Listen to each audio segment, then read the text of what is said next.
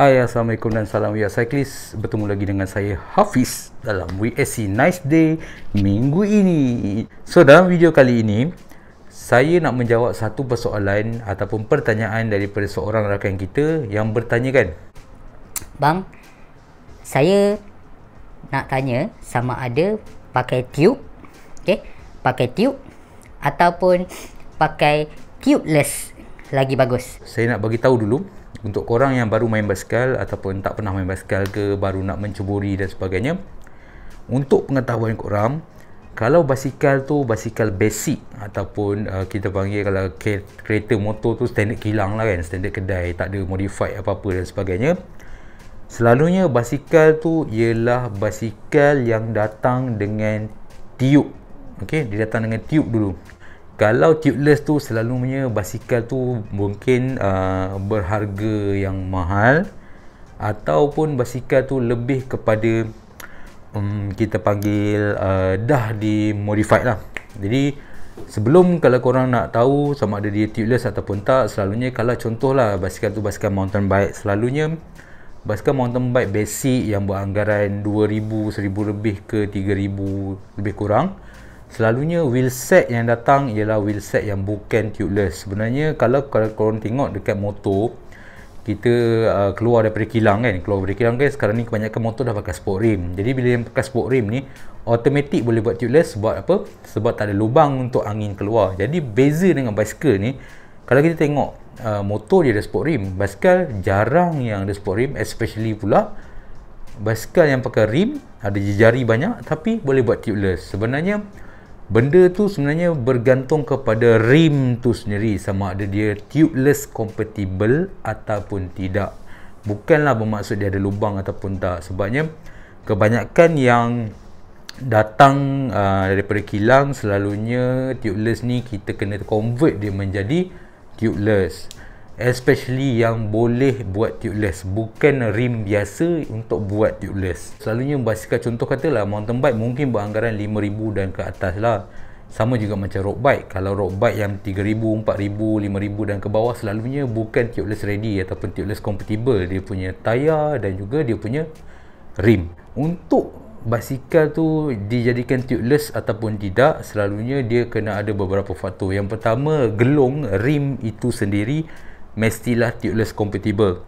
Okey, dia punya tepi tu ada hook.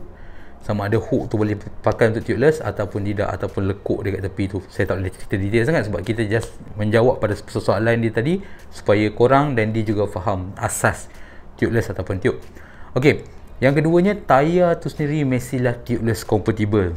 Okey, maksud tubeless compatible tayar ni, selalunya kalau korang boleh baca dekat situ, dia ada tulis TPI. Okey, TPI, dia 100 ke atas dia boleh buat tubeless. Maksud TPI ni senang cerita, saya nak terang secara ringkas. Umpama selaputan getah tu tadi, okey, getah tayar tu sendiri dia betul-betul mampat. Jadi tiada ruang untuk angin keluar, walaupun angin ke apa dan sebagainya keluar. Jadi dia lebih sesuai untuk buat tubeless. Sebab itulah tayar tubeless dengan tayar yang bukan tubeless tak sama. So kalau korang pakai tayar tubeless, korang pakai tubeless no problem, korang pakai tube pun no problem. Dan kalau korang pakai tayar yang tube bukan tubeless, hanya boleh pakai untuk tube saja. Kalau tubeless, possibility untuk angin keluar sangat tinggi. Tayar tubeless kemudian kena tukar valve lah sebab dia tak sama. Dan last sekali adalah rim tape. Rim tape tu tadi yang menyebabkan korang punya jejari punya lubang tu tak keluar angin. Untuk tubeless, first thing first, rim mesti tubeless dan tayar mesti tubeless. Okey, dan sebagai contoh, kalau korang punya basikal tu dia tulis kat situ rim tubeless compatible, macam mana saya nak buat tubeless? Korang kena beli tayar tubeless. Kalau bukan tubeless ready punya tayar lah, korang kena beli tayar tubeless. Korang kena beli valve tubeless dan korang kena beli rim tape serta sealant untuk masuk dalam tayar. Jadi selalunya average kalau untuk tak termasuk tayar, untuk convert sesuatu rim yang tubeless ready kepada tubeless yang set dah siap, tak termasuk tayar, biasa lebih kurang 100.5 plus minus lah. So kalau tayar tubeless biasa dalam 100 lebih, tak salah, lebih kurang 100.5 plus minus. So sepasang dalam Itu untuk mountain bike. Kalau road bike saya rasa mahal lagi, lebih dekat 200 lebih kurang sebiji. So agak tinggi juga lah, tapi itu pun pada korang lah. Untuk menjawab pada persoalan tadi, sama ada tubeless ataupun tube, okay?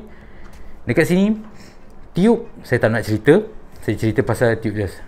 Tubeless ni sebenarnya kelebihan kalau kita bawa basikal mountain bike, okay? Kalau kita bawa basikal mountain bike, selalunya kita pergi off-road, kita kena kurangkan tekanan angin tayar, okay? Kita kurangkan angin tayar. So bila kurang angin tayar, kadang-kadang ada satu tempat tu kalau kita lalu dekat akar apa semua, bila tayar tu lembek, so dia akan gripping lah untuk lalu. Kalau tayar tu keras sangat, dia akan jadi sliding. Korang faham kan maksud saya? Jadi bila kita pakai tubeless, kita boleh lowkan pressure tayar. Maksudnya kalau biasa kita pakai 30, kita boleh pakai sampai 20 angin tayar. So bila 20, kita lebih gripping panjat akar ke lumpur dan sebagainya. Jadi kelebihan dia berbanding dengan tube ni, bila terkena dekat antara rim dengan tayar, dia boleh jadi melecet. So bila melecet tadi, dia boleh bocor halus. Berbeza dengan tubeless. Tubeless tak ada apa di dalam, hanya sealant semata-mata, angin semata-mata. Jadi possibility untuk pancit sebab bocor halus ataupun melecet sangat-sangat rendah. Okey. Dan seterusnya, kalau kita lalu dekat on the road ataupun dekat off-road, kadang-kadang lalu dekat ladang sawit kan, pokok sawit tau lah, duri-duri kat bawah kan, boloh halus je. Kadang-kadang bila kena macam tu, kalau dekat tube, dia bocor halus. Bila buka tayar, nak tukar tube, uish, halus je, rasa macam tak berbaloi nak tukar tube. Berbanding dengan tubeless ni tadi, sealant yang ada di dalam, cecair yang ada di dalam yang ada di dalam tayar tu tadi, dia akan menutup cepat segala lubang ataupun bocoran halus, bocoran kecil. Jadi surround dia tutup, terus angin tak keluar dah. Okey, itu kelebihan dia, especially bocor halus lah. Itu paling selamat dan paling bagus. Kalau korang pakai road bike, korang selalu ride jauh, especially kalau dulu kita pakai rim brake. Bila rim brake ni, kalau korang turun Genting Sempah ke Fraser Hill, Jugra dan sebagainya, bila rim brake ni, kita akan tekan brake. Bila tekan brake, lining brake akan panas. So bila lining brake akan panas, dia akan direct pergi dekat tube ni tadi dekat dalam. So bila dia pergi kat tube kat dalam, benda panas, dia boleh menyebabkan bocor halus ataupun cepat pecah ataupun bocor. So untuk road bike pakai tubeless sangat-sangat bagus. Cuma kekurangan untuk tubeless ni sendiri, korang kena faham dan kena tahu, kalau koyak, kalau bocor besar, bocor panjang, koyak besar, tak boleh pakai tubeless lah. So korang kena tukar kepada tube. Kalau bocor tu boleh ditampal bahagian dalam, okey. Tapi selalunya kalau bocor yang boleh ditampal, dah confirm sealant tu tak dapat tutup bocor tu tadilah. Okey. Jadi untuk yang menjawab persoalan tadi, sama ada tubeless ataupun tube lebih bagus in future, untuk long term riding yang korang selalu kayuh jauh, selalu kayuh lama sebagainya, saya lebih suggest korang pakai tubeless berbanding pakai tube. Tapi kalau korang yang jenis kayuh weekend cyclist, jarang kayuh, saya suggest pakai tube.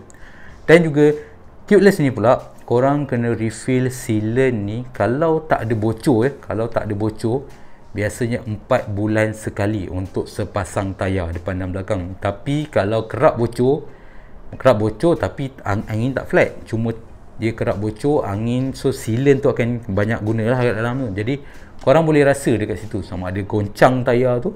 Kalau ada bunyi air, maksudnya ada sealant lagi. Kalau tak ada bunyi air, maknanya sealant dah kering. Jadi bila sering sealant dah kering, possibility untuk angin kurang tu, angin habis sangat tinggi. Jadi kadang-kadang korang dah pump hari ni, esok tengok kempis, tak flat tapi dia kempis, so mungkin sealant dah habis. Tapi kalau dah pakai lama sangat, setahun lebih dan sebagainya, sering sangat jadi macam tu, mungkin sama ada korang punya rim tape tu dah out lah. Okay, dah out. So benda, walaupun korang guna rim tape yang bagus sekalipun, kadang-kadang bila dia dah sampai tempoh dia, korang kena tukar rim tape yang baru. Dan ingat, untuk tubeless, pakai rim tape khas untuk tubeless. Jangan guna binding tape, jangan guna sellotape, jangan guna any tape yang bukan tubeless tape. Ingat tu ya. Saya harap dekat sini menjawablah persoalan kawan kita tadi, sama ada tube lebih baik ataupun tubeless lebih baik.